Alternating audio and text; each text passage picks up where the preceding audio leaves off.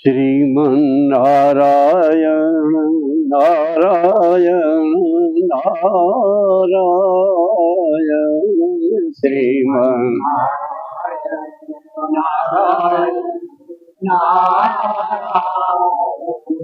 श्रीमन नारायण नारायण नारायण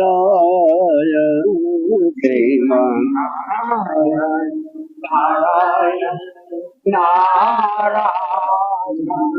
भजमन नारायण नारायण नारायण भजमन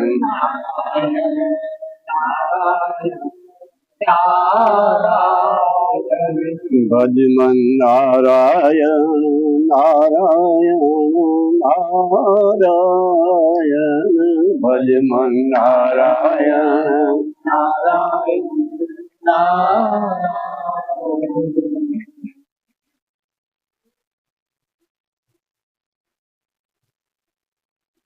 बोले ते बीजो नहीं परमेश्वर पोते અને સાંભળે એ પણ બીજો નહીં, એ જ પરમેશ્વર પોતે. શરીર નાના મોટા હોય, આકૃતિ જુદી જુદી હોય, પણ નારાયણ શરીરની અંદર એક ને એક જ છે મારા બાપ.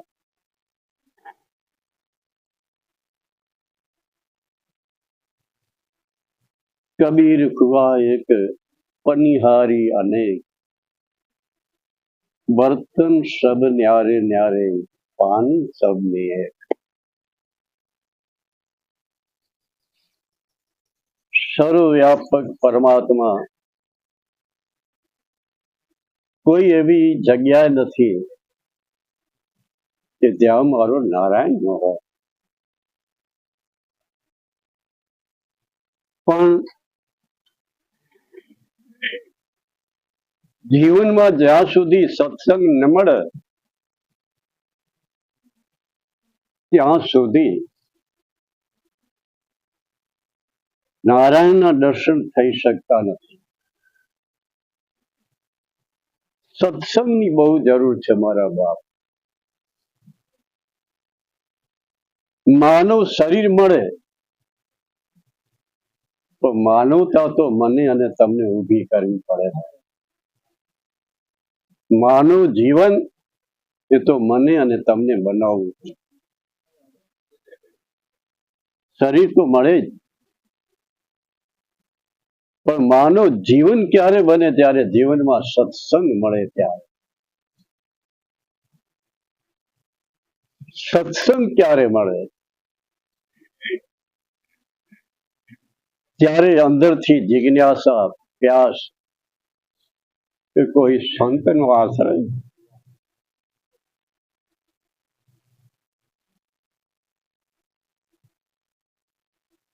ધીરે ધીરે પરમાત્માએ જેમ માનવ શરીર આપ્યો તેમ પ્રભુની કૃપાથી મનરૂપી આરસ્યો આપ્યો. આરીશો સત્સંગ કરતા કરતા પણ જો મનરૂપી આરીસામાં મારો દોષ મને ન દેખાય તો સત્સંગ કર્યો જ નથી. હું માળા કરું, પ્રાર્થના કરું, બધું કરું, પણ મન ટંકોર કર્યા જ કરે કે હજી તારો આચરણ શુદ્ધ નથી.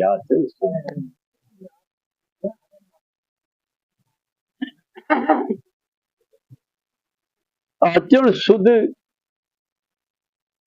ત્યારે જ બને જ્યારે મન શુદ્ધિ હોય ત્યારે.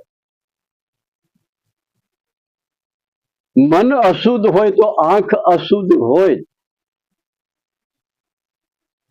ઘણા એમ કહે કે આંખને સુધારો, આંખ તો એક કાચનો ટુકડો છે, એ બધું જોયા જ કરે, પણ મન એનું ચિંતન કરે. એક ચિત્ર રામનું હોય, આંખ જોયું કે આ રામ છે, રામનું ચિત્ર છે, રામ ઉભો છે, પણ મન એ ચિત્રમાંથી પણ કઈ ને કઈ છિદ્ર કાઢે.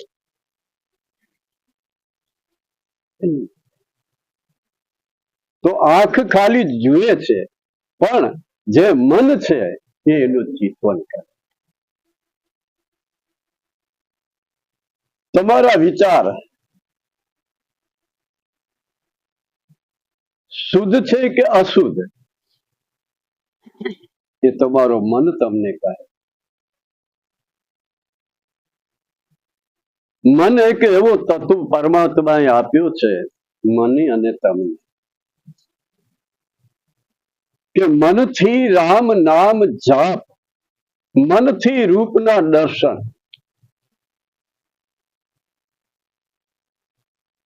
કાલે જ અમારો પ્રસંગ ચાલતો કે જાપ તો બધા કરે છે, સમરણ કર્યા કરે, પણ સમરણનું જે ફળ છે એ મન સુધી છે. જો હું સતત રામ રામ જપ્યા કરું અને મન અશુદ્ધ હોય તો એનું ફળ મળે નહીં. તો એના માટે સમરણ છોડી દેવું કે મૂકી દેવું એવું કેવી દિવસ હાર કબૂલ કરવાની જ નહીં, એને ચાલુ રાખો.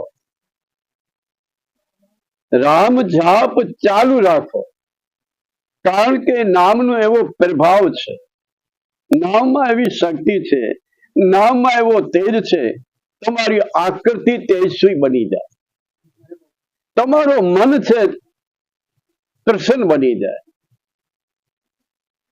જે મનથી હું અને તમે આ સારું છે, આ ખોટું છે, આ મેળવાનું છે, આ ખોયું છે, એ બધા તરંગ મનના છે. માણસ કોઈ પોતાનું કઈ ગુમાવતો જ નથી. આ સંસારમાં આવ્યા પછી માણસ કઈ ગુમાવતો નથી, કારણ કે સંસારમાં આપણું છે જ શું? કઈ વસ્તુ મારી છે? વસ્તુ કઈ મારી કે જે હું ગુમાવી લઉં?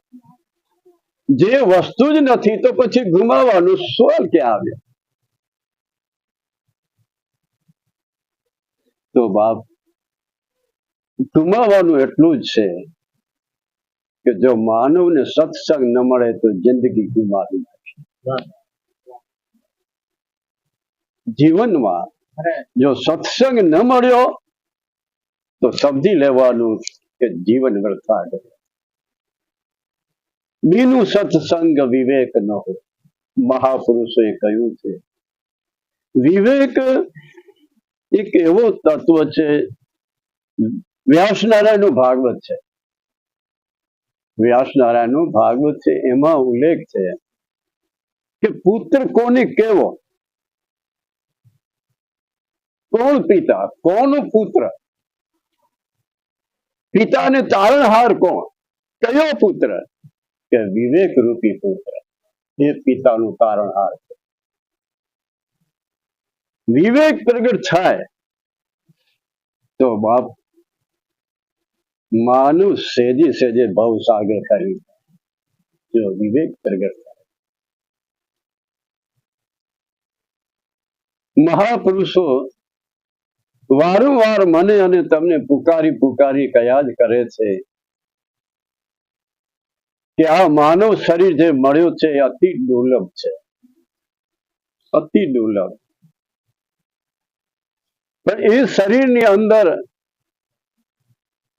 રામ રાજ્ય, અવધની અંદર રામ રાજ્ય, આજ દિવસ સુધી રામ રાજને આપણે યાદ કરીએ.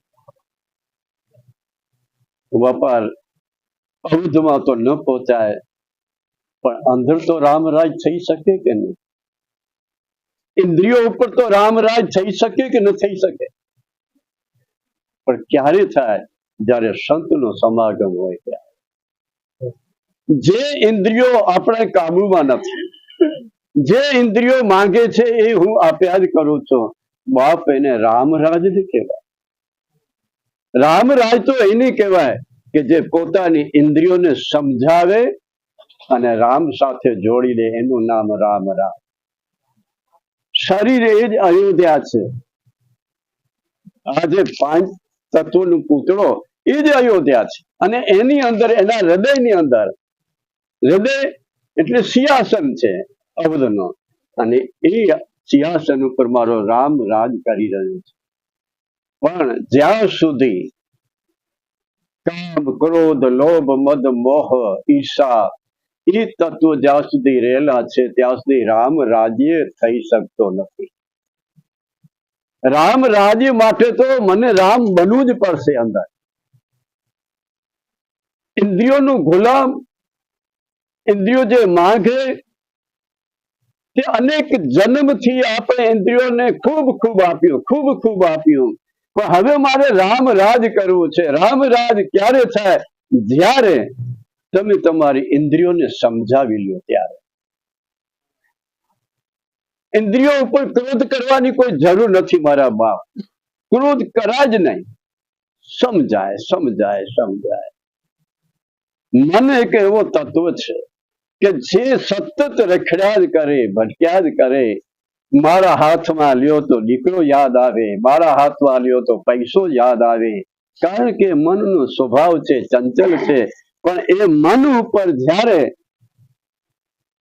તમે ધ્યાન આપશો કે મારું મન શું કામ રખડે છે, શું કામ પરમાત્માનું ભજન નથી કરતો, શું કામ રામ નામ જાપ નથી કરતો, એનું કારણ હું પોતે જ છું, બીજો કોઈ નથી. હું જ છું. હું જ મારા મનને સમજાવી શક્યો જ નથી. બોલવું સહેલું છે મારા બાપ. બોલવું એ કઈ અઘરી વસ્તુ નથી. હું ગોખીલો ભાગવત તો બોલી શકું છું.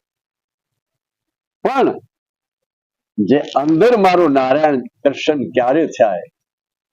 જ્યારે એ અંદર નારાયણ બેઠેલો હોય ને એને જ્યારે પ્રસન્ન કરવા માટે તમારા શુભ વિચાર હોય ને ત્યારે એ ખીલે ખીલે અંદર નાચ કરે. શુભ વિચાર, શુભ વિચાર એ જ પરમાત્માનું સ્વરૂપ છે, એ જ રામ રૂપ છે. રામ કોઈ દિવસ કોઈની સાથે બેઠાડ્યો નહીં. હલકામાં હલકી જાતિ, જે માણસ કહે કે આ હલકી જાતિ, એને રામ ભેટી પડ્યા. વસીરતી જેવી એવી વ્યક્તિ જોરદાર, એ દૂર ઉભો રહ્યો કે આ તો ભીલ છે, એને અડાય નહીં. પણ રામ જયારે બસ ભેળીને ભેટ્યા ત્યારે વસીરતી દોડવું. એવું નથી કે કોઈ વિદ્વાન કે મહાપુરુષ એ બધું પામી ગયા, એવું નથી. અરે કોઈક સાધારણ માણસ પણ એવો માર્ગદર્શન આપી દે કે જેથી આપણા અંદરના તાળા ખુલી જાય. રામ જયારે બેઠ્યો ત્યારે વશિષ્ઠજી દોડીને ભેટી પડ્યા. એટલું જ નહીં, વશિષ્ઠજીને હાથ જોડવા પડે. કહેવાનો મતલબ એ છે કે જ્યાં સુધી માણસ બીજાને હલકો ગણે છે ત્યાં સુધી સમજી લેજો કે સત્સંગ કર્યો જ નથી. રામનો આશ્રય મેં લીધો જ નથી, સંતોનો સમાગમ મેં કર્યો જ નથી.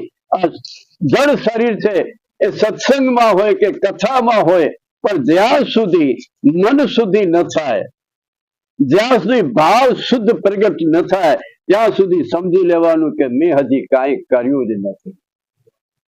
ખાલી મોજ મજા જ કરી છે આ સંસારની, બીજું કંઈ કર્યું નથી. જ્યારે જ્યારે તમને ખ્યાલ આવે ત્યારે ત્યારે તમે તમારા મનને પૂછજો કે કેટલી ભગવાન તરફ ગતિ કરી, મન કેટલો ભગવાન તરફ આવ્યો. જોજો, જરા તપાસ કરજો. મારા બધાય કરે, બધા મારા કરે, બધા રામાયણ કરે, બધું કરે છે અને કરવું જોઈને થાય. પણ જ્યાં સુધી મનને સમજી શક્યા નથી, જ્યાં સુધી મનને આપણે રામ સાથે સંબંધ જોડાવ્યો નથી, ત્યાં સુધી હજી મિસ્ટેક છે બાપ, ત્યાં સુધી પૂરું નથી. મન જ્યારે જોડાઈ જાય છે ભગવાન રામ સાથે કે કૃષ્ણ સાથે, ત્યારે તમે દિવાલમાં જુઓ તો દિવાલની અંદર રામ દેખાય. દિવાલની અંદર રામ જો દેખાય, આ વૃક્ષની અંદર જો રામ દેખાય, તો માનવમાં રામ ન દેખાય. મનને છોડવાની જરૂર છે. રામ સાથે તમારો જે ઈષ્ટ હોય એની સાથે 24/24 કલાક મન ઉપર ધ્યાન રાખો. મારો મન રામથી અલગ ન થાય, મારા ઈષ્ટથી અલગ ન થાય. અને જ્યારે એ મન સુધી થઈ જાય, જ્યારે મન રામ સાથે જોડાઈ જાય, તમારા ઈષ્ટ સાથે જોડાઈ જાય, ત્યારે શિવના મંદિરમાં લિંગ હોય ને, એ લિંગમાં તમારો ઈષ્ટ દેખાય. બરાબર, કારણ કે મન જોડાઈ ગયું. કોઈ પણ વ્યક્તિમાં કૂતરો દેખો, કૂતરો જુઓ ને, કૂતરામાં તમને તમારો ઈષ્ટ જ દેખાય. મારો ઈષ્ટ છે એની અંદર, કારણ કે મન જોડાઈ ગયેલું છે. મનમાં બહુ શક્તિ છે, અને મન બંધનનું કારણ છે, અને મન જ મુક્તિનું કારણ છે. એ જો મન ભગવાન સાથે જોડાઈ જાય તો તમે સંસારમાં સર્વ કાર્ય કરો. છોકરાઓ સાથે મળો, બેસો, વિવાહ કરો, ગુદાવાર જાઓ, તમારે જ્યાં જવું હોય ત્યાં. પણ મન જો ઈશ્વર સાથે જોડાયેલો હોય તો કોઈ વસ્તુ સંસારની સ્પર્શ નહીં કરે. અને એ વાતો છે અંદર સમજવાની. મારા બાપ, એ વાતો અંદર સમજવાની. મારું મન ક્યાં છે, હું ક્યાં છું, એ જોવાની બહુ જરૂર છે. રામ 2 જ અક્ષર છે, કેવળ 2 જ. પણ જેટલી ચોપાઈઓ છે ને એની સાથે રામ જોડાયેલો છે. એક ચોપાઈ, એક સોઠો, એક ડોહો, એ બધાની સાથે રામ જોડાયેલો છે. તેનું કારણ એ છે કે તુલસીદાસ જયારે રામાયણ રચના કરી ત્યારે રામને સન્મુખ ઉભો રાખીને કરી, એટલે રામ જોડાયેલા છે.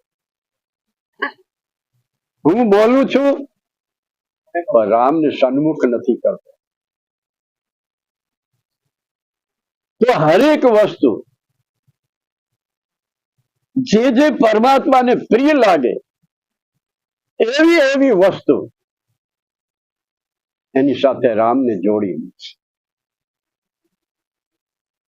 જમવાનું મળે ત્યારે રામને જોડી દો, પાણી પીઓ ત્યારે રામને જોડી દો. રામ રામ પાણી પીઓ, પાણી એ રામ સ્વરૂપ બની જાય. જે થાળી આવે ત્યારે રામનું નામ લેતા લેતા તમે ભોજન કરો, પ્રસાદ બની જાય. તમારો લોહી રામ બની જાય. ખોટો વિચાર જ ના આવે. સુવાનો સમય આવે જ્યારે પથારી હોય ત્યારે પણ એવું જ મનથી એવું કહેવાનું કે મારો રામ સૂએ છે, મારો રામ ઓઢે છે. એ રામ ક્યારે આવું થાય? જ્યારે મન રામ સાથે જોડાયેલો હોય ત્યારે. ચાહે એટલો હું આગળ વધી જાઉં બોલવામાં, મહાપુરુષો, વિદ્વાનો, ચાહે એટલો હું વધી જાઉં આગળ, પણ જ્યાં સુધી મન જોડાણું નથી ત્યાં સુધી આગળ ગતિ મેં કરી જ નથી. મહાપુરુષો, સ્વામી ભૂલાઈ ગયે છે નામ, એક ઘડિયાળ બાંધ, ભક્તો બધા બેઠા હતા. તેમાં એક નારાયણ કરો, નારાયણ, હા, ચેતન મહાપ્રભુ, હા, એટલે એ ઘડિયાળ બાંધે. ભક્તો બેઠા હતા કે બાપુ તમે સંન્યાસી, અમે તો સંસારીથી ઘડિયાળ બાંધીએ, પણ તમે શું કામ બાંધો છો? આ તો હવે સંસારનું બધું. ત્યારે નારાયણે જવાબ આપ્યો કે તમે જે ઘડિયાળ બાંધ્યો છે ને એ સંસારનું પ્રેમ જોવા માટે, અને મારી એક સેકન્ડ છે ને કૃષ્ણ કૃષ્ણ કૃષ્ણ, એક સેકન્ડ પણ ફેલ ન જાય. એક સેકન્ડ પણ મારી ફેલ ન જાય એટલા માટે ઘડિયાળ ઉપર મારી દ્રષ્ટિ પડી જ જાય. એક સેકન્ડ ફેલ, જે સેકન્ડ ફેલ જલવા દેતો નથી તો બાપ એ પોતે રામ રૂપ જ હોય. એ પોતે જ રામ છે. રામ કેમ બનાય? હું લક્ષ્મણ છું, હું લધો છું, મેઘરાજ છું, મખો બાપા. હું રામ ક્યારે બનું? રામ ત્યારે બનાય જ્યારે જ્યાં દ્રષ્ટિ જાય ત્યાં રામ જ છે. રામ જ છે. રામ વધારે તો શું, મહાપુરુષો પોતાની ધર્મ પત્નીને અંદર રામ જોયા. વાણી કડવી નથી કરી મારા બાપ, ઘરની અંદર કડવા બોલ્યા નથી. શું કામ? તો મારો રામ છે, એની અંદર મારો રામ છે. પાંચ તત્વોના પુત્રને સંતો જોતા નથી, એ અંદર બેઠેલાને જુએ છે અને તેથી બ્રહ્મને પ્રિય છે. કહેવાનો મતલબ એ છે મારા બાપ, મનને રામ સાથે જોડી લ્યો તો તમે જ્યાં બેઠા છો ત્યાં રામની સન્મુખ જ બેઠા છો. રામ તમારાથી અલગ નથી અને તમે રામથી અલગ નથી. રામ જ છે. કોઈ એવો તત્વ નથી કે રામથી જુદો હોઈ શકે. મારી દૃષ્ટિ પવિત્ર નથી, મારી દૃષ્ટિ શુદ્ધ નથી, મારો મન શુદ્ધ નથી, એટલે મને બધા જુદા જુદા દેખાય. પણ જ્યારે મન શુદ્ધ થઈ જાય ત્યારે દૃષ્ટિ શુદ્ધ થઈ જાય, અને દૃષ્ટિ શુદ્ધ થઈ જાય ત્યારે બધાની અંદર મારો એક જ રામ છે. અને જ્યારે રામ દેખાય ત્યારે જીભ રામ સિવાય બીજું કઈ બોલે નહીં.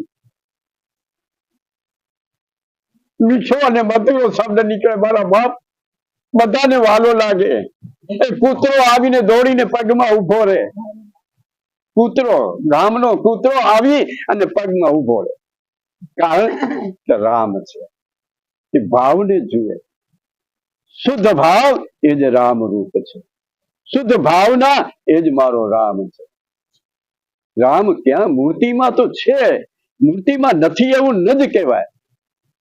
કારણ કે મૂર્તિમાંથી પ્રગટ થયેલા છે ભગવાન. પણ તીવ્ર ભક્તિ, તીવ્ર ભક્તિ કે પથ્થરને પણ બોલવું પડે. તીવ્ર ભક્તિ, અને તીવ્ર ભક્તિ કોને કહેવાય? કે જે રામથી અલગ ન હોય એને તીવ્ર ભક્તિ. 24 કલાક રામ સ્મરણ કલાક, બીજાના હિત માટે, બીજાનું કલ્યાણ કરવા માટે સતત 24 કલાક. જયારે રાત્રે સુવે ત્યારે ભગવાનને કહે જગતમાં કોઈ દુઃખી ન હોય. ઉઠે ત્યારે એ શબ્દ નીકળે કે હે પ્રભુ આખો જગત સુખી હોય, આખો જગત સુખી હોય, આખો જગત સુખી. મારા બાપ, એને રામ કહેવાય. રામ કોઈ દિવસે એવો વિચાર્યો નથી કે મથરા ખરાબ છે. રામ એવો વિચાર્યો નથી કે કેકીએ મને વનવાસ મોકલ્યો. રામ ક્યારે બોલ્યો નથી. રામ સર્વનું હિત જ કરે છે. તો મારા બાપ, સત્સંગ કરીએ અને જો રામને જો અંદર ન ઉતારીએ અને રામ જેવો ભાવ ન રાખીએ તો મેં કાંઈ કર્યું જ નથી. એ કાંઈ કર્યું નથી. ભાવ એવો રાખો કે સર્વની અંદર મારો રામ છે. કોની સાથે કડવો બોલવાનું? અને કદાચ સંસારમાં જે તમારી માથાકૂટ ચાલે કે આ એક વીઘો પગ લઈ લીધો જમીનનો, આ જગ્યાએ મારી ખાય, કોઈ તમારું ખાતું જ નથી. કોઈ પણ નહીં, કોઈ વ્યક્તિ તમારું ખાય એવો છે જ નહીં. એ તો એક મને અને તમને ભ્રમ છે કે મારું આ ખાઈ જાય છે, મારું વસ્તુ છે ને આ મારા છે. આ ધમસરા છે. આજે છું ને કાલે નથી. આ મારી ધમસરા છે, મારો મકાન નથી. આ ધમસરા છે, પિંડ છે, એ ધમસરા છે. એને એક દિવસ મારે છોડવાનું છે. ધમસરા છે. બીજી ધમસરા વળી ઊભી થઈ જશે, જેવા મારા કર્મ એવી બીજી મળી જશે. તો આ મકાન છે ને, મકાન નથી, ધમસરા. અને જ્યારે આવું મન બની જાય કે મારે તો 4 દિવસ રહેવાનું ખેલ છે, ધમસરામાં કેટલો ટાઈમ ભાઈ, પણ મારો તીર્થ ચાલુ છે, મારી જાત્રા ચાલુ છે. મારી જાત્રા ચાલુ છે, મારે 4 દિવસ કાઢવા પડશે દમસરા. મારા બાપ, મનને રામ સાથે જોડો. બુદ્ધિ તો ખાસી જાય ભલા. કાલ ચેવો છે, પાંચી લડાઈ થીંદી. પાંચો આમ કાંઠા ચડાઈ નો ભોંગો. ભલે ભલે, સીતારામ સીતારામ સીતારામ.